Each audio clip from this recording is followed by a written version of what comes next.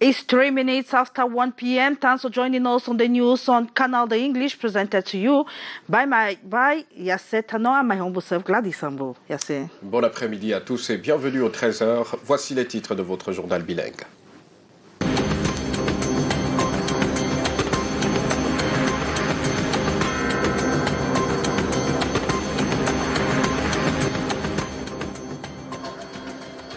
The Anti-Corruption Commission has flagged off campaign to stamp out corruption in the education sector. In a meeting Wednesday in Douala, CONAC promised hard times against those who would be found wanting. Sommet extraordinaire des chefs d'État de la CEMAC, la volonté de disposer d'une monnaie stable et forte réaffirmée, la question du vaccin anti-Covid évoquée par Paul Biya. And stakeholders in the small-size industries have been advised to be competitive in the national and international markets by leveling up standards. The call was made during a meeting to help leaders of this sector improve on packaging and labeling of their made in Cameroon products. Entrée scolaire 2021-2022, des manuels scolaires gratuits pour certaines classes des écoles primaires publiques. C'est le fruit des efforts du gouvernement camerounais avec la Banque mondiale lancés depuis l'année dernière. And out of the country, at least 2,100 people have been killed by the weekend powerful earthquake in Haiti. Tensions have been growing over the slow pace of aid reaching victims. The magnitude 7.2 earthquake destroyed more than 7,000 homes and damaged more than 12,000. Un incendie fait 2 morts et détruit des milliers d'hectares de forêt sur la côte d'Azur, à l'arrière-pays de Saint-Tropez. Le vent continue d'attiser les flammes.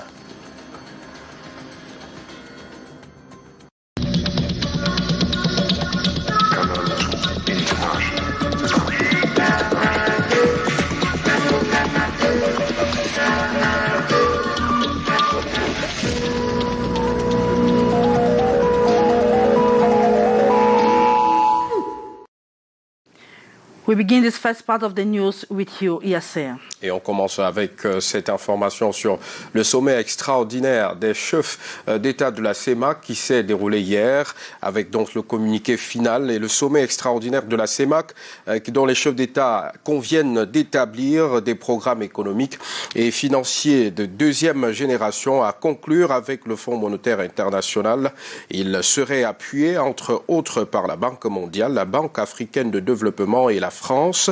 L'information est contenue dans le communiqué final des travaux tenus hier par visioconférence et présidé par le chef de l'État Paul Biya avec ses pairs de la communauté économique et monétaire d'Afrique centrale. Le président Paul Biya envisage également la coordination accrue des interventions des partenaires multilatéraux et régionaux pour assurer une plus grande mobilisation des financements et un meilleur impact économique. Aussi, la CEMAC exhorte les États membres concernés à finaliser et à conclure des programmes avec le FMI en vue de conférer à la stratégie régionale de relance de son caractère communautaire et solidaire. Également, la question du coronavirus a fait réjaillir en Afrique centrale l'extrême pauvreté car la pandémie affecte tous les secteurs. Le sommet extraordinaire des chefs d'État de la CEMAC hier jeudi était l'occasion de penser au plan de relance post-Covid-19. Dans son discours, le président Paul Biya, président en exercice, a relevé que le taux de vaccination a évolué à seulement moins 5% en Afrique. Delphine Foncoutene pour plus de précisions. Paul Biya appelle à la vaccination pour éradiquer le Covid-19 en Afrique. L'Afrique a besoin d'un accès large et équitable aux vaccins. En effet, comment pourrions-nous atteindre une immunité collective avec moins de 5% de nos concitoyens actuellement vaccinés? Le coronavirus a agrippé tous les secteurs d'activité dans la sous-région. Si malgré les limites infrastructurelles et des systèmes de santé, des vies ont été sauvées dans la communauté économique et monétaire de l'Afrique centrale, les conséquences de cette maladie sur le plan social et économique sont importantes. La récession mondiale de 3,3% enregistrée en 2020 n'a pas épargné nos pays. L'extrême pauvreté et les vulnérabilités ont rejailli brutalement dans notre espace sous-régional. L'atteinte des objectifs de développement durable en 2030 est aujourd'hui fortement compromise. Dans son discours d'ouverture, le président en exercice de la CEMAC salue la solidarité entre les États de la sous-région. Moment de gratitude également envers le Fonds monétaire international, la Banque mondiale et la Banque africaine de développement qui ont contribué au renforcement des capacités de riposte et de relance économique. L'initiative de suspension du service de la dette en faveur de nos pays a atténué les contraintes sur nos finances publiques. Le FMI a alloué de nouveaux droits de tirage spéciaux, DTS, à hauteur de 650 milliards de dollars américains.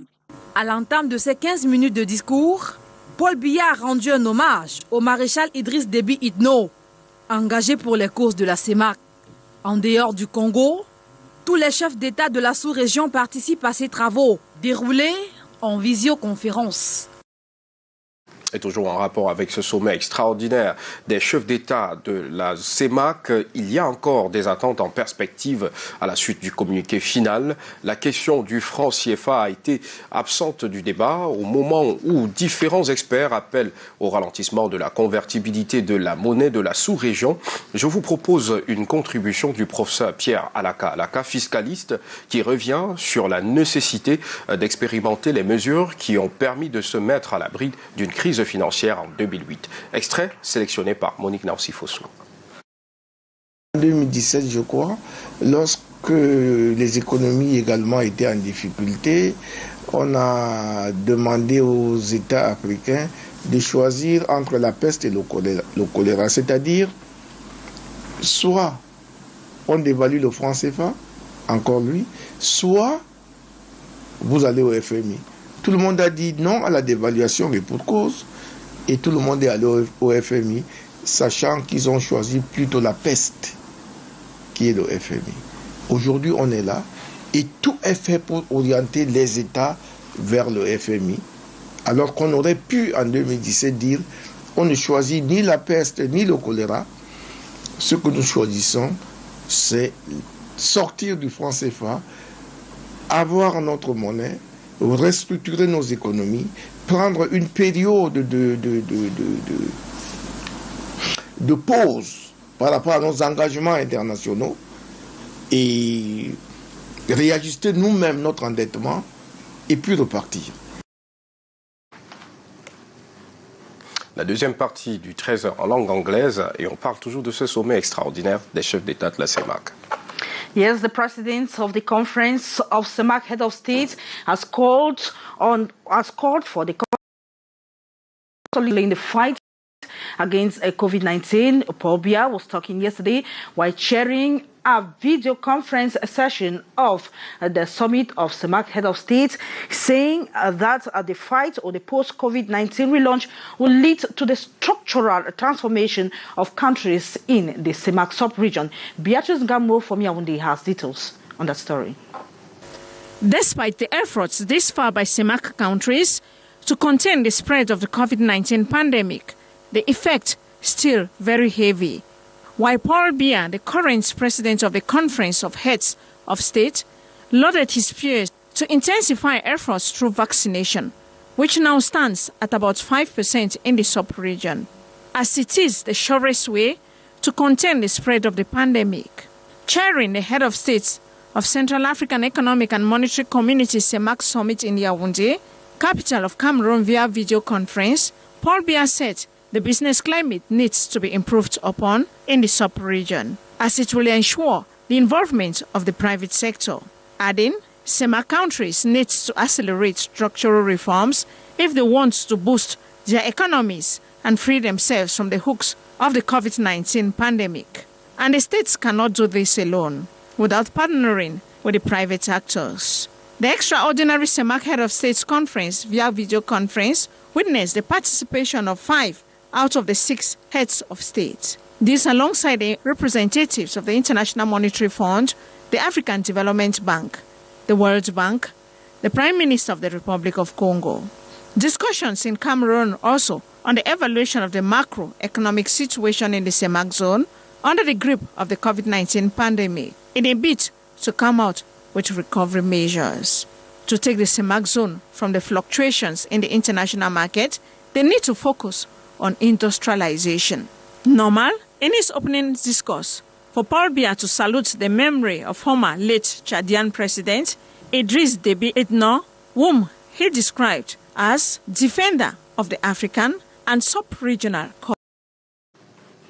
And let's talk education. In prelude to the 2021-2022 academic year, the Anti-Corruption Commission, CONAC, has flagged off campaigns to stamp out corruption in the education sector. Kejang Heri Atebe says CONAC has promised hard times for those found wanting. His report. The chairman of the National Anti-Corruption Commission, Reverend Dr. Jeudi Masingams, has flagged off a nationwide campaign dubbed Corruption-Free 2021-2022 Back to School. The campaign was launched on August 18, 2021 on the campus of Government Bilingual High School Daidu in Douala. Addressing officials of the delegations of education and of vocational training and the press, Dr. Masingams painted a very gloomy picture of how corruption in the education sector has stifled development. Cheating, mismanagement of PTA levies, misappropriation of school property, bribery for enrollment of students, postings and appointments, falsification and reduction of ages, bribery for masks, sexual harassment are some of the things Dr. Masingams mentioned. On a very bitter note, Dr. Masingams has promised hard times for corrupt officials as CONAC embarks on a repressive phase. When all was said and done, the anti-corruption boss handed over anti-corruption gadgets to the officials before proceeding to set the salvo by pasting the gadgets on campus of Government Bilingual High School Daidu. And still in education, the Cameroon government has announced the donation of some essential textbooks to primary school pupils across the country. The official books concern are English language, mathematics and French, a gesture from the World Bank. Let's have the details from student journalist Hure Amidou Abdul. Good news for parents ahead of upcoming back to school. The mathematics, English and French textbooks for the level 1 and 2 in both English and French subsystem of education, freely put at the disposal of the people in their various schools. The World Bank initiative to assist primary school pupils in all the 10 regions of the country. Bookshop owners have lauded the action as that which will reduce burden on parents and encourage more children to go to school. World Bank giving book to Cameroon people is a very good thing. We cannot say that it don't affect we, but it's not a real problem. But many should understand that the gesture is limited only to 3 textbooks. And the other thing is that they are not going to give all books. They always give 3 books, mathematics, French, and English. At the moment, only public schools are eligible to social offer for classes 1, 2, 3, and 4 in the English subsystem, and still CP, CE1 and CE2 in the French subsystem of education. Let's move over to Bamenda to talk about the meeting between the Executive Bureau of the House of Chiefs and some traditional rulers that held yesterday in the northwest region of Cameroon. For 8 days, the custodians of tradition will take turns according to their divisions to actually make exposés on why they have peace need to return and why students have to return to school. The details with Morindi. Traditional rulers of the Northwest region have been called upon to mobilize their subjects and campaign for school reopening in their respective villages. The call is from the president of the House of Chiefs at the opening of a week-long meeting with traditional rulers of the 7 divisions of the region this Wednesday. And as September draws near, all of us are able to read and write today because we went to school. There will be great need for us to campaign for back to school. Though it is likely to be challenging, the custodians of tradition, most from Mezam, to whom this first day was dedicated, have promised to do their best. We have the village council. We talk to the population through our quarter heads, our village council chairpersons, and the phones actually help us to be able to talk to our people. Regional delegates of technical ministerial departments and the heads of judicial affairs division at the governor's office presented exposés on certain topics bordering on the functions and activities of traditional rulers. They have the authority to administer traditional justice, particularly concerning land and civil matter pertaining to succession, for instance. The touching presentation of the delegates for secondary education revealed that, according to latest statistics, 130,000 students were absent from school, so funds should do all to help the already improving situation. Then we move to the next part with Yasser talking about preparations for back to school. Justement, rentrée scolaire 2021-2022, le gouvernement camerounais annonce des manuels scolaires gratuits pour les établissements primaires publics, des livres de français, anglais, mathématiques pour la CIL, les classes de cours élémentaires 1 et 2e année pour le sous-système francophone et de classe 1, 2 et 3, classe 1, 3 et 4 pour le sous-système anglophone lancé donc l'année dernière. Le programme est le fruit des efforts des pouvoirs publics et de la Banque mondiale. Karel Mezatiatoya et Lionel Capfeu pour plus de détails. Par ces temps de vaches maigres, c'est un son de cloche plutôt reluisant pour les parents dont les enfants sont scolarisés dans les écoles primaires publiques. Pas besoin d'acheter des livres de français, anglais et mathématiques, de la CIL, des cours élémentaires première et deuxième année pour le sous-système francophone et classe 1, 3 et 4 pour le sous-système anglophone. Ils seront distribués gratuitement dans les établissements. Les manuels ont déjà été acquis auprès des éditeurs agréés par le Conseil national d'agrément des manuels scolaires, publié par le ministre de l'Éducation de base. Il reste maintenant à régler les modalités de distribution par l'octroi du marché aux distributeurs qui doivent aller école par école. La nouvelle allège les dépenses des parents, mais affecte les affaires des libraires. On avait des commandes qui venaient du nord, de l'est, du sud à l'est, de tous les cantons du Cameroun. Maintenant, ces commandes vont être réduites. Une vaste opération du gouvernement de concert avec la Banque mondiale qui vise à rendre disponibles et accessibles les manuels scolaires essentiels sous le triangle national.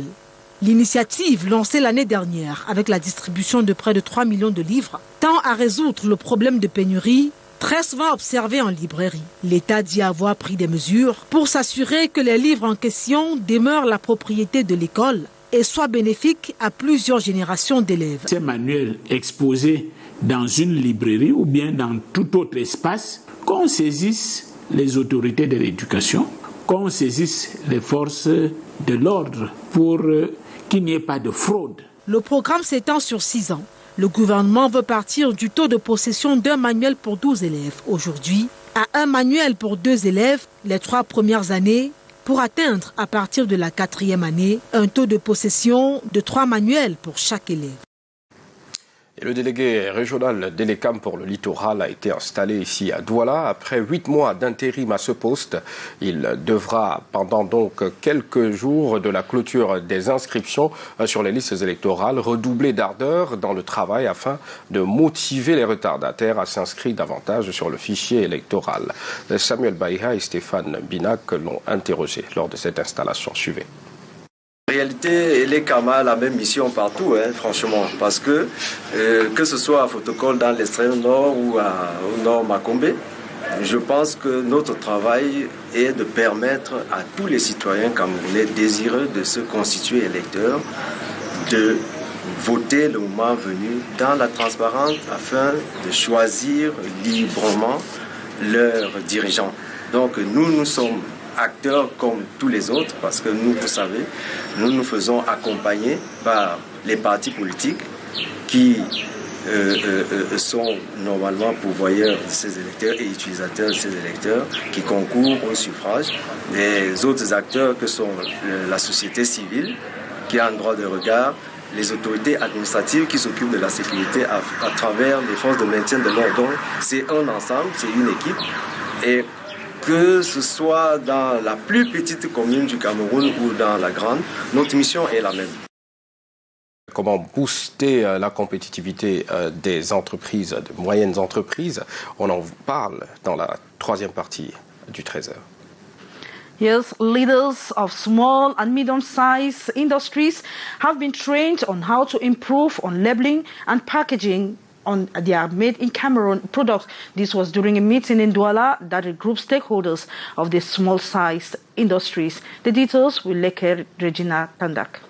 They are heads of different very small and medium-sized food enterprises. For 3 days, these actors will be learning on how to become masters in the packaging and labeling of foodstuffs.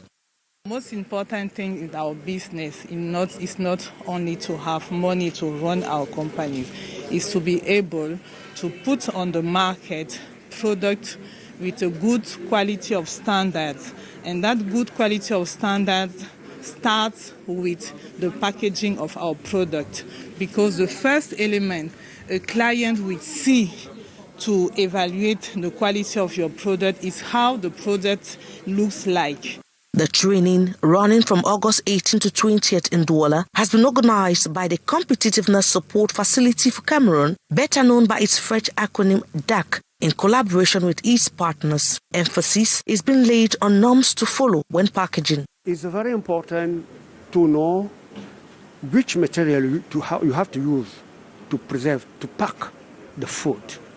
Otherwise, your material may be a poison for the consumer, or maybe not fitting well for your product, because you have to choose the best material for the product. Apart from packaging, the actors are also being trained on how to label their product and make it more competitive in the national and international market. Information you are giving to the consumer to inform him what you have put in the packaging, and what is the characteristic of your product, how you can use your product, as consumer, how you have to use your product. So all these information are in the labeling. More than 40 enterprises are taking part in the workshop, which will go a long way to strengthen the economy of the country and create jobs.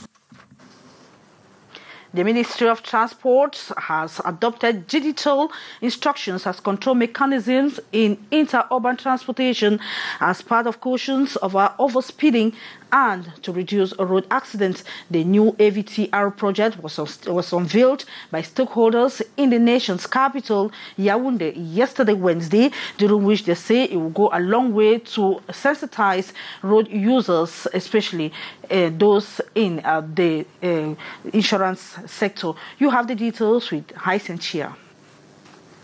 Statistics from the World Health Organization have proven that 2 out of 3 persons who die during road accidents is as a result of negligence and late intervention from the medical teams. With the recent deplorable cases of accidents on the Cameroon national roads, the Ministry of Transport continue to embark on stringent measures to combat the phenomenon. In a sensitization workshop this Wednesday in Yaoundé, public transport owners and road users are challenged to adhere to the AVTR project, a new initiative geared towards promoting quick medical intervention during accidents. To put in place a more rapid and efficient intervention system, a health intervention system that's going to be at the assistance of accident victims on our highways.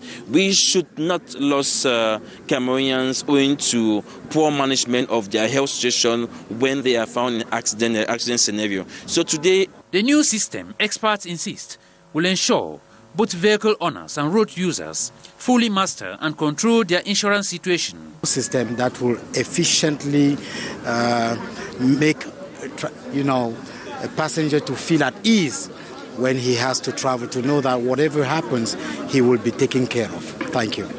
The Director of Road Transport urges hospitals, the National Gendarmerie, police forces and elements of the Ministry of Territorial Administration to fully implement this tool and reduce road accidents to the barest minimum. To benefit from the new system, passengers will be expected to buy the AVTR card for an extra sum of 500 francs once they find themselves in the traveling agency. Let's talk sports, Yasser. Et on va dans la région de l'Est Cameroun pour vivre les difficultés de la Ligue régionale de l'Est pour ce qui est du football. Beaucoup de difficultés comme nous révèlent Roméo Tikna et Kizito Koumaï. Comme dans une salle de classe, ces professionnels des stades s'abreuvent aux connaissances de la Ligue régionale de football. Ici, au niveau de la Ligue, avant de se mettre en place, nous souhaitons que tous les acteurs du football se sentent concernés en ce qui concerne le football dans notre région. Il faudrait que dans tous les coins de la région, que le football se pratique. La direction technique nationale de la FECAFOOT, pièce maîtresse de cette formation. Ces stagiaires en licence D fédérale ont déjà des prérequis. Flagel Djanda rassure plus encore. Nous, on a pu obtenir une dérogation de l'instance fêtière pour des licences au niveau de l'instance fêtière, pour une gratuité pour les entraîneurs des clubs de l'Est. Vous savez, les clubs à l'Est n'ont pas déjà de l'argent. Si vous n'avez pas déjà d'argent pour entretenir vos joueurs, ce n'est pas l'argent pour élever le niveau du coach que vous aurez. Satisfait au sorti d'une journée de classe dont les enseignements ont captivé. Durant le stage, j'ai retenu beaucoup de choses parce que déjà moi, je suis ancienne footballeuse et j'étais déjà sur le terrain, mais il y avait beaucoup de choses que je savais.